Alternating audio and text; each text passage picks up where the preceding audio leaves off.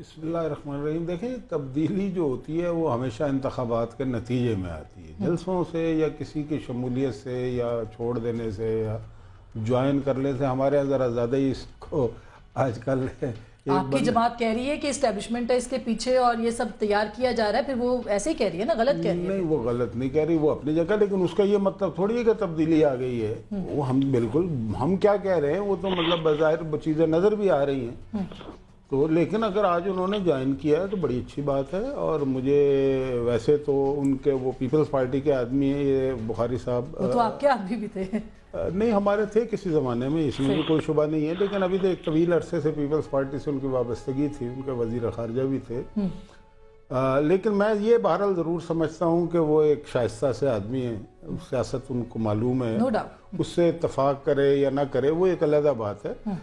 اور مجھے اس بات کی شاید زیادہ خوشی ہوگی مستقبل میں کہ اگر ان کی شائستگی کے اثرات جس پارٹی میں وہ شامل ہوئے ہیں اس کے اوپر بھی مرتب ہو جائیں، اس کے لیڈر پہ بھی مرتب ہو جائیں.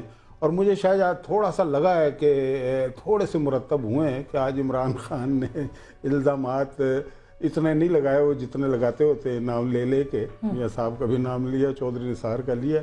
تو میری خواہش ہے کہ یہ جو جمہوری کلچر ہے اس کو پروان چڑھانے میں شاہ محمود تحریک انصاف میں جا کے وہ کردار وہاں پہ ادا کرے جو کردار ادھر نظر نہیں آتا. اس کا مطلب ہے آپ خوش ہیں کہ وہ جا رہے ہیں اور تبدیلی بھی آ رہی ہے، اس میں بھی آپ کو کوئی حرج نظر نہیں آتا؟ تبدیلی ایسے نہیں آتی نا. دیکھیں تبدیلی جو ہے اس کے لیے اتنا بڑا جلسہ ہوا ہے، آج بھی ہوا ہے، اس سے پہلے بھی ہوا ہے. مشاہد صاحب نہ کریں نا، جلسہ ابھی مان لیں کہ بہت بڑے جلسے ہوئے ہیں. بات یہ ہے کہ جلسے تو ہو رہے ہیں. جلسے کل ملتان کا اچھا نہیں ہوا جلسہ، اس سے پہلے پشاور کا بھی اچھا نہیں ہوا، لیکن اچھا ہو بھی جائے فرض کریں. میں یہ کہ بتانا اور سمجھانا چاہ رہا ہوں کہ جلسے تبدیلی کا پیش خیمہ نہیں ہوتے. انتخابات کے نتائج جب مرتب ہوتے ہیں، ابھی تو یک طرفہ کہانی ہے نا، تو چلنے دیں. ابھی ہم نے فیصل آباد کا بہت بڑا جلسہ کیا تو تبدیلی آ گئی. اس کا مطلب ہے تبدیلی ایسے نہیں آتی. یہ ایک پولیٹیکل ایکٹیویٹی ہے جو اچھی بات ہے. اور سیکیورٹی رسک کے اوپر تاکہ میں بڑھوں اور نیئر صاحب سے بات کروں، یہ جو انہوں نے کہا ہے کہ مطلب لگ ایسے رہا ہے کہ وہ سیکیورٹی رسک زرداری صاحب کو بنانے جا رہے ہیں. وہ کہہ رہے ہیں ان کے ہاتھوں محفوظ ہی نہیں. دیکھیں میں آپ کو ایک بات بتاؤں، پاکستان محفوظ ہوگا تو ہمارے ایٹمی اثاثے، مگر یہ ٹیزر انہوں نے کیوں چھوڑا ہے یہ تو اب انہی سے پوچھیے گا. میں اس سے اتفاق نہیں کرتا، اس لیے کہ میں یہ سمجھتا ہوں کہ اس ملک کو مضبوط ہونا چاہیے. یہ ملک مضبوط ہوگا، کوئی بھی صدر ہو، وزیر اعظم ہو، اثاثے محفوظ رہیں گے. اور خدا نخواستہ اگر ملک محفوظ نہیں ہے جس طریقے سے جو خطے کے حالات ہیں تو پھر کوئی بھی چیز غیر محفوظ نہیں. یہ سب کیا لگتا ہے آپ کو؟ اب آپ کی پارٹی میں تھے شاہ صاحب اور شاہ صاحب نے آپ کی پارٹی کو چھوڑا، پی ٹی آئی کو جوائن کیا. پاکستان کی سیاسی تاریخ میں بہت بڑا واقعہ ہے، کس طرح سے آپ دیکھیں گے اس کو؟ شکریہ. گزارش یہ ہے کہ بات کی مشاہد اللہ نے شائستگی کی بات کی. میں سمجھتا ہوں کہ بلا شبہ اس کو ایک شائستہ انسان سمجھا جاتا تھا، لیکن آج کی تقریر کے بعد میں سمجھتا ہوں کہ شائستگی کا دامن جو ہے انہوں نے چھوڑ دیا. کہ 2008 میں پاکستان پیپلز پارٹی کی کولیشن گورنمنٹ بنی جس میں پی ایم ایل این بھی ہمارے ساتھ تھی اور فورن منسٹر آئے، اور 3 سال تک وہ گورنمنٹ میں رہے، کیبنٹ میں رہے، یوسف رضا گیلانی صاحب کی کیبنٹ میں رہے. اس وقت ان کو احساس نہ ہوا، اس وقت انہوں نے محسوس نہ کیا جو ایلیگیشن آج وہ لگا رہے ہیں. یا تو اس بنیاد پہ پاکستان پیپلز پارٹی سے علیحدہ ہو جاتے، اس بنیاد پہ پاکستان پیپلز پارٹی چھوڑتے، قومی اسمبلی سے استعفیٰ دیتے کہ یہ سیکیورٹی رسک ہیں یا ایٹمی اثاثے جو ہیں محفوظ ہاتھوں میں نہیں، تو پھر تو ان کی بات میں کوئی وزن ہوتا. کیوں چھوڑی انہوں نے کیبنٹ کے ایک پورٹ فولیو کی بنیاد پہ؟ اور پورٹ فولیو وہ مانگ رہے تھے فورن افیئرس کا جو ان کو مل نہیں رہا تھا. اب یہ ڈسکریشن تو پارٹی کی ہے، پارٹی کی قیادت کی ہے کہ کس کو کون سا پورٹ فولیو ملتا ہے. عین وقت جب حلف اٹھانا تھا اس سے تھوڑی دیر قبل وہ رونما نہیں ہوئے وہاں پہ، لیکن اس سے پہلے وہ تیار بیٹھے تھے، حلف لینے کو تیار تھے. مسئلہ یہ تھا کہ جی مجھے فورن افیئرس کا ہی پورٹ فولیو ملنا چاہیے. تو یہ بات تھی، پارٹی سے علیحدگی اور کی بنیاد جو تھی وہ پورٹ فولیو تھا. اور میں سمجھتا ہوں کہ اگر اس بنیاد پہ جو آج ایلیگیشن انہوں نے لگایا، اس بنیاد پہ اگر پاکستان پیپلز پارٹی کو چھوڑ دیتے تو ان کی بات میں وزن ہوتے، پھر ہم کہتے وہ ایک شائستہ شخص ہیں. پہلی بات تو یہ صحیح. دوسری بات یہ ہے کہ یہ آپ یہ غور کریں کہ وہ باسی ہیں ملتان کے، سیاست کرتے رہے ساری زندگی ملتان میں، इंतखाबात लड़ते रहे वहाँ से। रीज़न क्या है कि उन्होंने गोटकी का इंतखाब किया, पीपल्स पार्टी को चैलेंज किया सिंध के अंदर। नहीं, ये बात नहीं है, ये पीपल्स पार्टी को चैलेंज नहीं किया, इसके मुहरकात कुछ और हैं, वो मैं आपको बता देना चाहता हूँ कि अगर किसी की पॉलिटिकल फॉलोइंग हो और वो फॉलोइंग उसकी अपने शहर में होनी चाहिए, पहले बुनियादी बात तो ये। ठीक, अगर स्पिरिचुअल फॉलोइंग की बुनियाद पे कोई बंदा सियासत करना चाहे तो वो और चीज़ है, उसकी एक्सेप्टेबिलिटी और चीज़ है, इसको आपको गौर करना पड़ेगा और इसके बाद आपको फीडबैक मिलेगा भी कि क्यों गोटकी को क्यों एक पॉइंट रखा गया। पीपल्स पार्टी की एग्जिस्टेंस पहले भी मौजूद थी सिंध में, आज भी है, इंशाल्लाह आइंदा भी मौजूद रहेगी, इससे हम खाइफ नहीं। लेकिन ये गौर तलब बात है कि जहाँ से सारी जिंदगी तो जो मतलब है उनको भी कहीं से कहा गया है कि आप जिसको जो सारी जिंदगी जो शख्स सियासत जो करता रहा, जिसके अबाव अजदाद वहाँ पे मकीन है, वहाँ पे उनकी गद्दी नशीनी भी है, उनके वालिद साहब वहाँ से इंतखाबात लड़ते रहे, अगर तो क्या वजह है, रीजन क्या है कि शाह महमूद कुरैशी गोटकी क्यों गया? वो क्या रीजन वो रीजन मैं ये समझता हूँ कि उनके पास कुछ फॉलोइंग जो उनके जो गद्दी नशीन होने की फॉलोइंग है, पॉलिटिकल फॉलोइंग नहीं है उधर। नहीं, लेकिन मुल्तान में वो जीते हैं, उनके पास अच्छा क्राउड वहां पे भी आ सकता है। तो पाकिस्तान पीपल्स पार्टी के टिकट पे जीते ना, ये बात तो है, इंडिपेंडेंटली तो नहीं जीते, अपने जोरे बाजू पे तो नहीं जीते। बात यह है कि पाकिस्तान पीपल्स पार्टी का टिकट उनके पास था तो वो जीते, अब भी वो जोर आजमाई कर लें, मुल्तान में लड़ लें तब भी पाकिस्तान पीपल्स पार्टी में मुकाबला करेगी, सिंध में आके लड़ने किसी सीट से पाकिस्तान पीपल्स पार्टी उनके साथ मुकाबला करेगी। लेकिन एक बुनियादी बात कि जो इल्ज़ाम आज उन्होंने लगाया, इसमें अगर सदाकत होती, इसमें कोई बेहतरी की समझते वो, तो फिर उस वक्त रिजाइन कर देते। आज ये बात ना करते, आज ये बात उनको बिल्कुल बड़े अहम सियासी सवालात उठ रहे हैं। और क्या अब तहरीकों का मौसम भी आ गया है, तब्दीलियों का मौसम भी आ गया है, और मोहतरमा की हुकूमत जो पहली गई थी, एक तो सिक्योरिटी रिस्क उनको करार दिया गया और उसके साथ साथ लॉलेसनेस, ला कानूनियत की बात की गई थी। क्या हालात वैसे पैदा हो रहे हैं पाकिस्तान के अंदर, और अगर हो रहे हैं तो किस तरफ जाएंगे? एक छोटी सी ब्रेक, इस पे बात करेंगे, ब्रेक के बाद हमारे साथ रहेगा। वेलकम बैक नाज़रीन, एक दफ़ा फिर आपको खुशामदीद कहते हैं। पाकिस्तान के सियासी मौसम में तब्दीली के हवाले से हम बात कर रहे हैं। हमारे मेहमान गिरामी हमारे साथ हैं, जनाब शेख रशीद अहमद साहब, नैयर हुसैन बुखारी साहब और मुशाहिदुल्लाह खान साहब। फारूक अमजद मीर साहब भी हमें ज्वाइन करेंगे, पाकिस्तान तहरीक इंसाफ के, हमारे साथ टेलीफोन लाइन पर रहेंगे। मैं फारूक अमजद मीर साहब आपसे शुरू कर लेती हूँ, आपसे हमारा रब्ता हो गया है। ये बताइएगा कि ये पाकिस्तान, ये बात बहुत की जा रही है कि इस्टेब्लिशमेंट पीछे है वगैरह वगैरह वगैरह, क्या आप समझते हैं कि शाह महमूद कुरैशी साहब का जाना इस बात के ऊपर मोहर सख्त कर रहा है? और अगर कर रहा है तो ये तब्दीली की और तहरीक की जो आज उन्होंने बात की है, ये क्या बात है?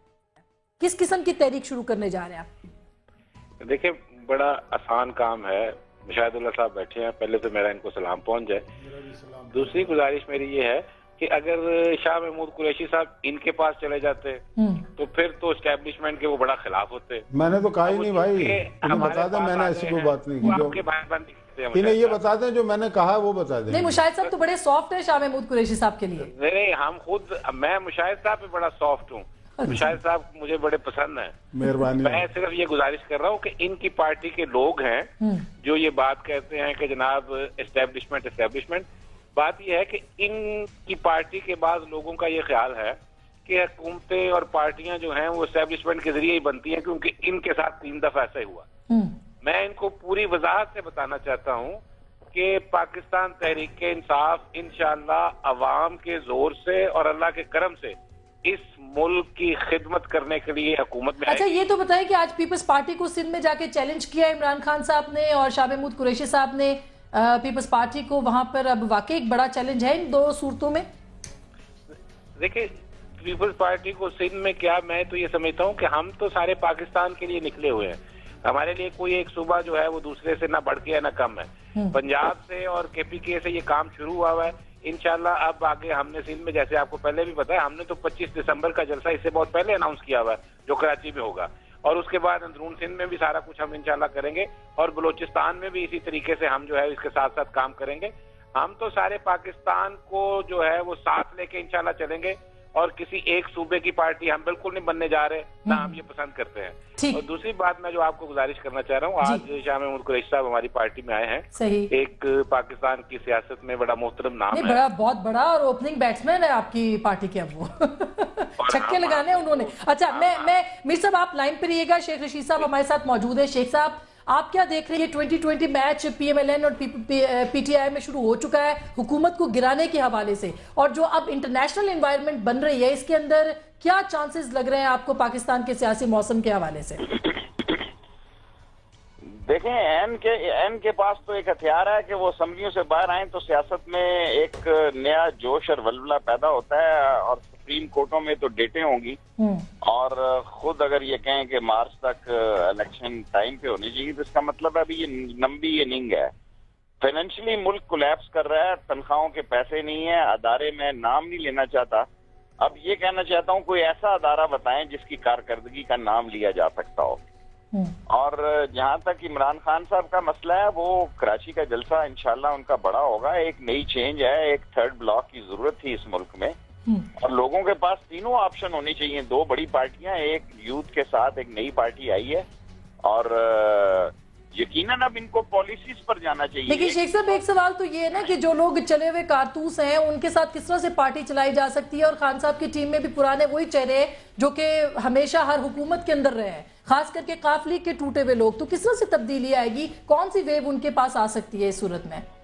سن کر میرے یہ کان پک گئے ہیں آپ لوگوں کو، نئے چہرے صرف فلموں میں آتے ہیں، میں فلموں کا وزیر رہا ہوں اس لیے میں مفت آپ کو بتا رہا ہوں کہ نئے چہرے جو ہیں وہ صرف فلموں میں آتے ہیں، پولیٹیشین، فزیشین، موزیشین، یہ جتنا ایکسپیرینس ہو یہ پے کرتا ہے، اور یہ سارے پاکستان کے سیاستدان 60 کی دہائی میں ہیں، کوئی ینگ کراؤڈ نہیں ہے، کوئی یونینوں پہ پابندی رہی، آخری جو گروپ آئے ہیں وہ بھی اب 60 کے نزدیک پہنچنے والے ہیں، بانجھ ہو چکے ہیں ادارے۔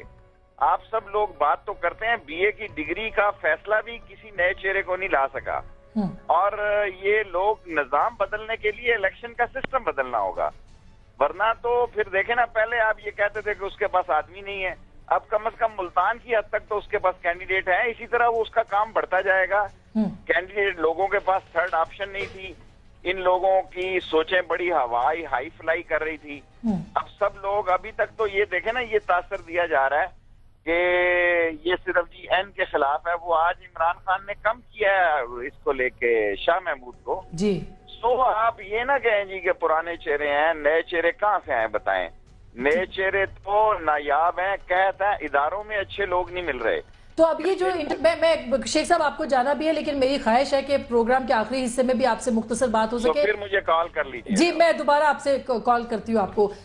نیر صاحب، یہ جو صورتحال ہے، جو انٹرنیشنل انوائرمنٹ بن رہی ہے، پاکستان پیپلز پارٹی کے اوپر بڑا پریشر ہے اور پولیٹیکل پریشر بھی ہے، یہ اب جو ہیٹ ہے یہ بڑھتی چلی جا رہی ہے، خاص کر کے پٹیشن کا معاملہ اب آئے گا، میاں صاحب آپ کو کورٹ میں لے کے جائیں گے، تو یہ کہاں تک جائے گا یہ سارا سلسلہ؟ بات یہ ہے کہ جو بھی پولیٹیکل پارٹیز، پرٹیکولرلی وہ پولیٹیکل پارٹیز جو الیکشنرنگ پروسیس میں ہوتی ہیں، صحیح، اینڈ آبویسلی ان کا چاہے وہ گورنمنٹ میں ہوں چاہے وہ گورنمنٹ سے باہر ہوں، جب گورنمنٹ سے باہر ہوں تو ان کا ایک آبجیکٹ ہوتا ہے کہ جو رولنگ پارٹی ہوتی ہے اس کو کرٹیسائز کرنا، ان کی پالیسیز کو کرٹیسائز کرنا، اور جب الیکشن آتا ہے تو پھر اپنا ایک مینیفیسٹو دیتے ہیں، اپنا ایک پلان دیتے ہیں۔ بدبختی کی بات یہ ہے کہ ہم اس پولیٹیکل پروسیس کی کنٹینیوٹی سے واقف ہی نہیں ہے اس ملک کے عوام، اور ہر بات ہم ہیسٹ میں چاہتے ہیں اور جلدی میں چاہتے ہیں۔ اگر آپ پولیٹیکل پروسیس شروع کریں گے، میں سمجھتا ہوں کہ چیزوں کو ریفائن کرنے میں کچھ وقت لگتا ہے، اور یہ عوام کے پاس یہ اپرچونٹی ہونی چاہیے۔ اس پہ اگر میں بڑا اوپنلی کہتا ہوں، اگر ہماری ڈسکریڈٹ میں کوئی بات ہے تو لوگ جب انتخابات کا وقت آئے گا تو ہمیں ڈسکریڈٹ کر دیں گے، اگر کسی اور جماعت جو اقتدار میں بیٹھی ہے اس کی پرفارمنس ٹھیک نہیں ہے اس کو ڈسکریڈٹ کر دیں گے، کوئی میچورٹی ہے، لیکن یہ پولیٹیکل میچورٹی آئے گی کیسے؟ کوئی پروسیس چلے گا آپ، اگر آپ اس پروسیس کو نہیں چلنے دیتے اور پھر آپ طالع آزما آ جاتا ہے، کوئی اور آ جاتا ہے، ساری ڈسٹرپشن ہو جاتی ہے، پھر you are back to square one, تو پھر یہ قوم کی اور ملک کی کوئی سروس نہیں ہے، میں سمجھتا ہوں۔